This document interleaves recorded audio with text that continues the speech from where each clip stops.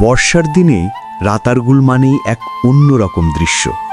স্বচ্ছ পানির নিচে ডুবে থাকা গাছ আর নৌকায় ভেসে বেড়ানোই আমাদের চেনা সৌন্দর্য। কিন্তু শীতের রাতারগুল সেটা একেবারেই ভিন্ন রূপ।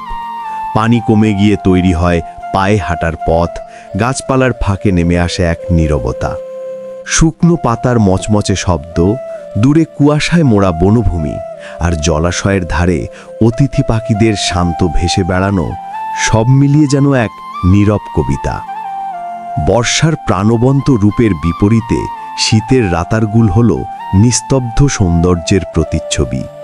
প্রকৃতির এই বৈচিত্র্যই রাতারগুলকে করে তোলে অনন্য। তাই শীতের দিনে আপনিও ঘুরে আসুন রাতারগুলে, উপভোগ করুন প্রকৃতির ভিন্ন রূপ।